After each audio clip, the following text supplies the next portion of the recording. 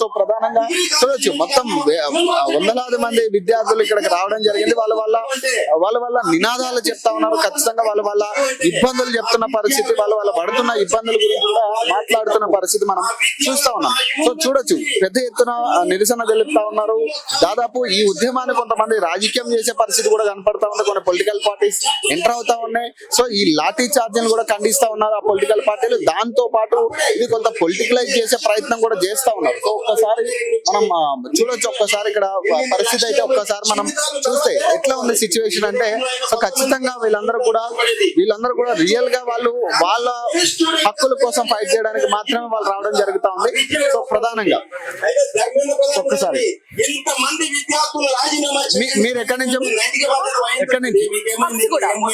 అంటే మీరేం చెప్పదలుచుకున్నారు? ఇప్పుడు రకరకాల సర్క్యులేషన్ జరుగుతా ఉన్నాయి మీ మీద కూడా.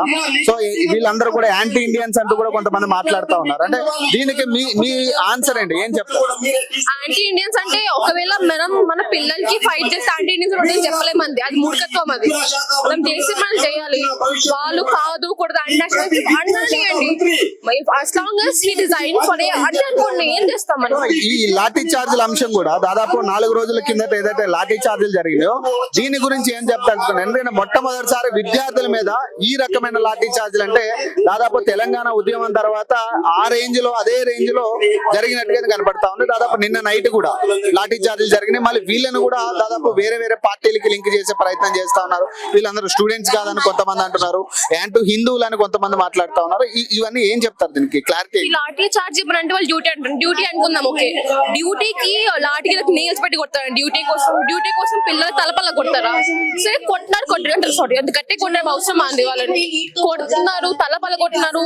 అంతా civil rights violation, basic civil rights violation. ఏమన్నా అంటే డ్యూటీ వాళ్ళ పిల్లలు లేదా అండి, వాళ్ళ పిల్లలు నీట్ రాయలేదా? వాళ్ళందరూ వాళ్ళ కోసం ఫైట్ చేస్తుంటే కాదు కూడదు తలపల్ల కొట్టమంటే ఏం చెప్పండి. And when it comes to political affiliation, I don't care about that. CJP ఉండని BJP నాకు అవసరం. అది my point is that I don't want my future generations to suffer when it comes to writing NEET. మళ్ళీ neat రాసి మళ్ళీ ఇదైతే use చేయండి. మీరు నీట్ రాశారా? నా ఫ్రెండ్ రాసింది. నా ఫ్రెండ్ లాస్ట్ ఇయర్ రాసే వరకు షీ గాట్ 651 మంచి స్కోర్. కానీ లాస్ట్ ఇయర్ ఇది ప్రాబ్లం అయింది. దానివల్ల తన స్కోర్ వాల్యూ తగ్గింది. Schedule private college study for 2 years అండి. హాస్టల్లో ఉంది, చాలా చదివింది. లాస్ట్ ఇట్లాంటి నెగ్లిజెన్స్ వల్ల ఏదో ఇట్లానే అయింది. ప్రతి ఇయర్ ఇట్లా అవుతుంటే at point we won't have qualified doctors. వాళ్ళు ఎవరో రిచ్ పర్సన్ డాక్టర్ ఏం చేసుకుంటాం, యూజ్ అయింది. మన లైఫ్ పోతారు వాళ్ళ మీద. మన లైఫ్ పెట్టేస్తారు. సర్జరీ న్యూరాలజీ అంతా అయితే వాళ్ళు క్వాలిఫైడ్ లేకపోతే ఏం చేస్తారు? అంటే ఇప్పుడు ధర్మేంద్ర ప్రధాన్ రాజీనామా చేస్తానని ఎక్కడా కూడా లేదు కదా. ఇప్పుడు ఆయన మాట కూడా చెప్పట్లే. ఇప్పుడు మోదీ గారు ఏం చెప్తా ఉన్నారు, దీన్ని పార్లమెంట్ లో చర్చిస్తాం, ఖచ్చితంగా ఎవరైతే లీకేజ్ కి పాల్పడ్డారో వాళ్ళ మీద శిక్షలు పడతాయి అంటున్నారు. కానీ ధర్మేంద్ర ప్రధాన్ రాజీనామా చేస్తారని వాళ్ళు ఎక్కడ ఒప్పుకోవట్లే, దాని గురించి మాట్లాడట్లే. ఇప్పటి వరకు కూడా ధర్మేంద్ర ప్రధాన్ మాట్లాడలే. కానీ గతంలో కూడా ఆయన నీట్ పేపర్ లీకేజీల మీద ఆయన కూడా ఫైట్ చేసినట్టుగా కొన్ని ఇష్యూస్ బయటకు వస్తా ఉన్నాయి. ఏం చెప్తారు దీనికి? అంటే ఇది మొత్తం సర్కిల్ అనుకోవచ్చా? మళ్ళీ circle and I feel like they're worried. ఒక మనిషి రాజీనామా చేస్తే ఇంకెంత మంది రాజీనామా అడుగుతారేమో భయం అనుకుంటారు. ఇప్పుడు ఎంత మంది ఏం తీస్తారు, ఎంత మంది వర్కర్స్ కొత్త మంది జాయిన్ అవుతారు. More people will do the same thing. If it is the cause of the problem నాకు అకౌంటబిలిటీ కావాలండి. ఇంత మంది చనిపోయారు, 21 మెంబర్స్ వాళ్ళకి అంత they value 1 person over 21 students. వాళ్ళ పేరెంట్స్ సఫర్ అయ్యారు, అంతమంది సఫర్ అయ్యారు. కాదు కూడదు ఏంటంటే మూర్ఖత్వం. అది ఏంటండి మరి? నిన్న పార్లమెంట్ మొత్తం కూడా ప్రతిపక్షాల మీదకే దీన్ని తోసే ప్రయత్నం ఉంది కదా.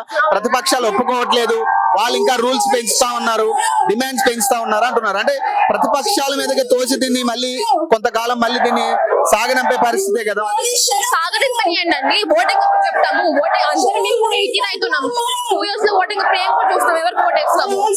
అంటే ఓట్ వేస్తే ఓట్ కూడా వేస్తారు ఇంకో విషయం. కానీ we'll vote to people who we think we deserve it.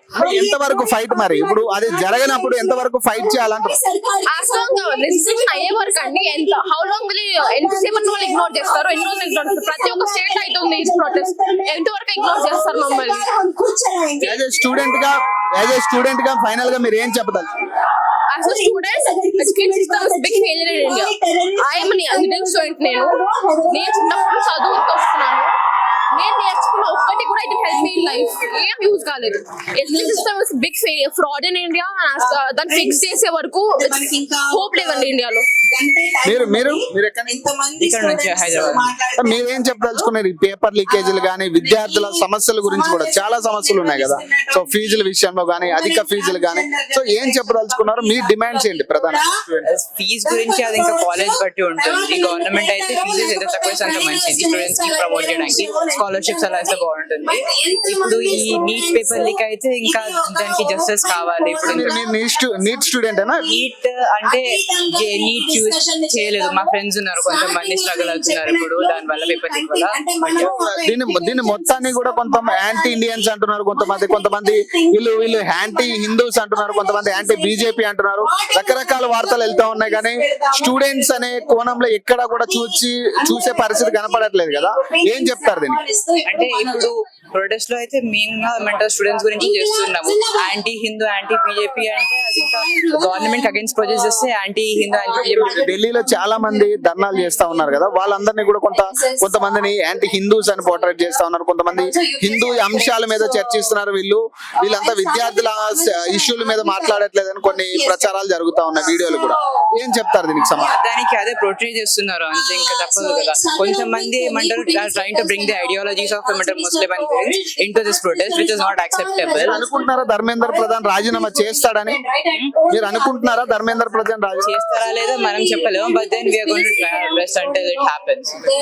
Modi గారు కూడా స్పందించినప్పుడు ఏదైతే ఈ పేపర్ లీకేజీ పాల్పడిన వాళ్ళని శిక్షిస్తామంటున్నారు తప్పితే ధర్మేంద్ర ప్రధాన్ మీద యాక్షన్ తీసుకుంటామని ఎక్కడ మాట్లాడట్లే. ధర్మేంద్ర ప్రధాన్ కూడా దీన్ని ఇనిషియేటివ్ తీసుకుని మాట్లాడిన పరిస్థితి లేదు కదా. ఏం చెప్తారు? అదే ఇంకా యాక్షన్ తీసుకోవాలి అని చెప్పేసి